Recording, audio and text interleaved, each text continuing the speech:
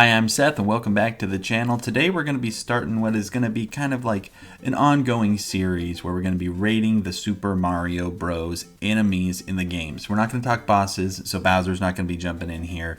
We're going to start back in the first Super Mario Bros. Game. We're not going to be going back to Mario Bros. Like the arcade game that got ported to the NES. We're going to start with Super Mario Bros. Released for the NES in 1983. We're just going to be starting with this one because it turns out, hey, there are a ton of Super Mario Bros. Bad guys, and so we're going to just kind of knock them out a little bit at a time. So let's get on to the tier list, starting with the Bloopers. Now the Bloopers are kind of like little squid guys that swim around. They're obnoxious, right? They're on the water levels, which are, I think, objectively the worst kind of level in any video game, right? At least in side-scrolling platformers like in Super Mario Bros. They take your normal controls and they throw them out the window. You've got to worry about different kinds of physics and everything. Now, all of that being said, though, Bloopers do have a pretty fun look, right? With their big eyes and their different color scheme from anything else in the game, just being that pure white. Does kind of contrast well with the background. Their movement is interesting. Later on in the Mario games, they get more fleshed out. I'm sure we'll talk about that once we get to some other games. But in this game, they're just like going up and down and up and down. Gosh, I don't know. I don't like them very much, though. I don't know if anything from this first game is going to end up in the F tier. We'll kind of keep a running list, so we'll be able to add things to where they appear on the list now in future videos. But for Bloopers, I think it's a C tier. C tier bad guy. Bullet Bills are next up on the list, and I like Bullet Bills more than Bloopers for sure. I'm going to put a Bullet Bill in an A tier. There's something about a Bullet Bill where, because it's a bullet, right, fired from a gun, you automatically know that it is a scary thing, right? It's going to hurt you if it touches you. But like most things in Mario, if you can jump on their heads, then you can take care of it. You can kill them or jump on top of them. I guess that's another thing that kind of knocks the Blooper down, at least for me, is that it takes that established, hey, this is how you beat a bad guy, and throws it out the window when they're underwater, at least. And so, but jumping back to the Bullet Bill, I think that they are, cool, right? They can be used in platforming as well to help you jump up to other stages, something that really gets fleshed out in future games and in like Mario Maker especially. People use them to be able to help you get to places that you wouldn't normally be able to get to.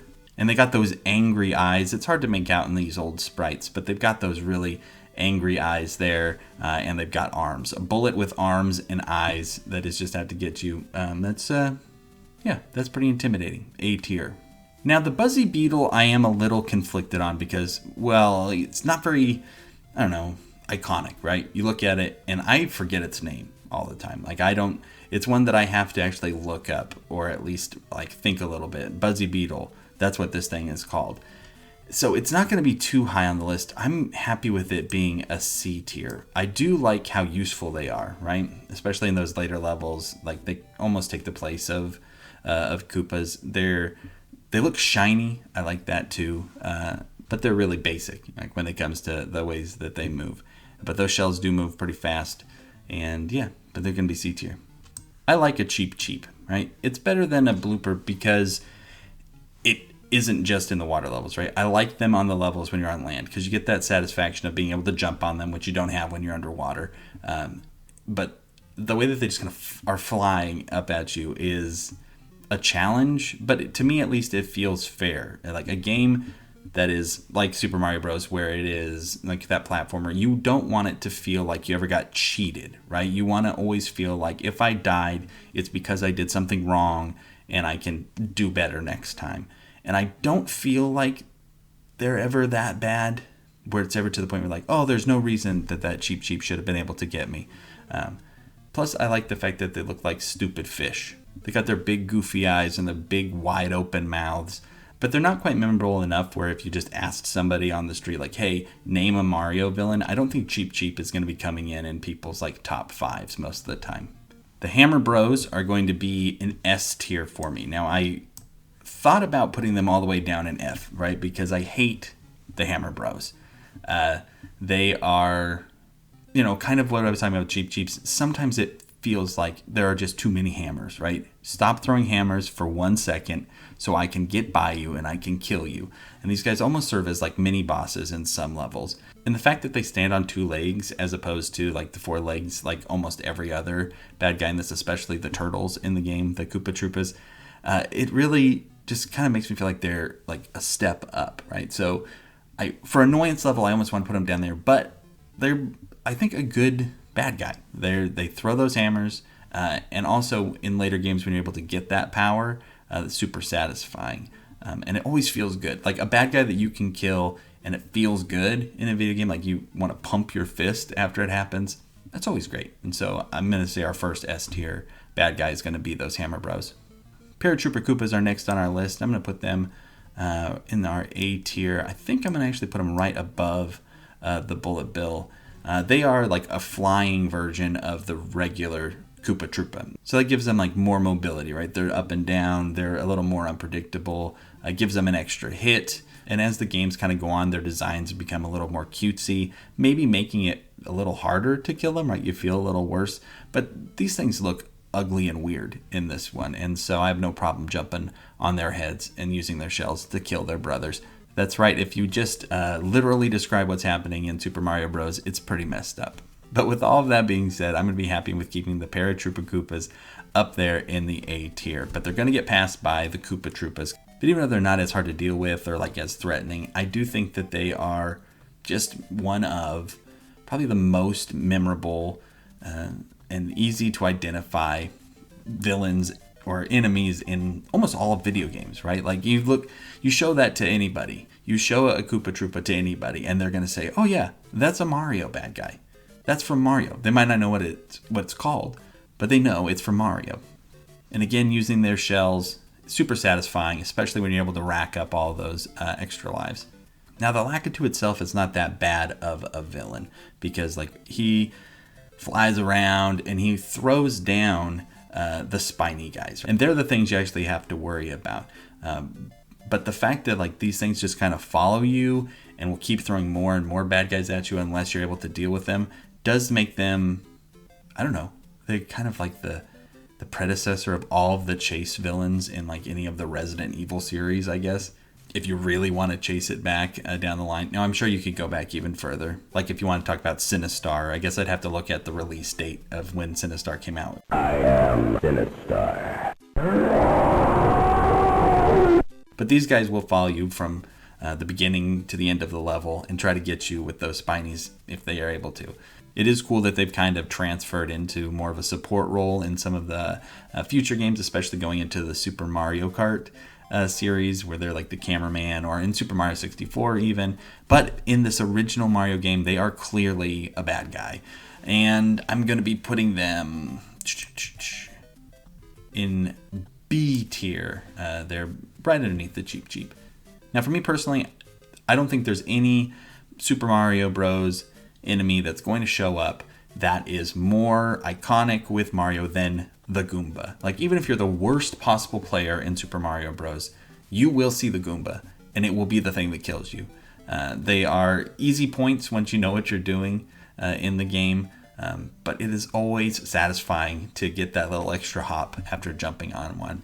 Goombas, which I guess were, I didn't know, originally called Little Goombas, like in the first game, really just are my favorite. S tier, top of the heap. I know that they aren't going to be beaten this game, but I will be interested to see if we can get somebody, later on down the line that might top them. I don't think it's surprising that we're going to get quite a few S tier in this first Super Mario Bros. Game. I know as we go down the line, we'll get less and less. But I think the Piranha Plant also is going to be up there, and it's going to be right underneath the Goomba for me. The Piranha Plants just kind of change the way that you play the game, right? They're popping up out of the pipes that you want to go down. They're making you more hesitant, especially on levels where you're just jumping from pipe to pipe to pipe. The fact that you have that little bit of grace on the edge where you won't get bit by them if you land on it is good, and I feel it's fair and it's balanced. And they just got that great look. Like there's a reason that the Piranha Plant is the only guy on this list that's showing up as a playable character in Super Smash Bros. And just like pretty much everything on this list, they get different like evolved forms in later on games. But in this game, they're serving their purpose as an environmental thing, something that's meant to kind of just change the way you move around the game, but also something that's super satisfying to get rid of, like when you have that fire flower. Now, I think these guys are called the Pudubu. I thought they were just fireballs until I was doing my research on this. I know that like in Super Mario Odyssey, you're able to take control of them and they have eyes and everything there, but I had never in any of the times I played Super Mario Bros. Thought of this as a living creature, and I guess I was wrong about that, so I apologize to them. But I don't think they're very good. I think that they are the bottom of this game for sure. Be happy putting them in D tier. Also, they just kill you so much in those castles when you're getting used to everything that's going on in there. So yeah, I'm happy with them being that low. And closing out our list for the original Super Mario Bros. Is the Spiny, like I mentioned before. They are the real threat that get thrown at you from the sky. They are a threat to you when they're in the air spinning. They're a threat to you on the ground. You can't jump on them, so they are just like a moving obstacle. And so it feels great when you're able to get them out of your way by throwing a shell at them. I do like their design. Like I like their colors. I like with the yellow and the red. Let's see. Where should they go? I think that they are going to be a B tier. We're going to put them there right below the Cheep-cheep. Mainly because they kind of remind me of like a dinosaur. I don't know why. But like as a kid when I looked at that thing, I'm like, that thing looks like a dinosaur. And that makes me happy to put it at B tier.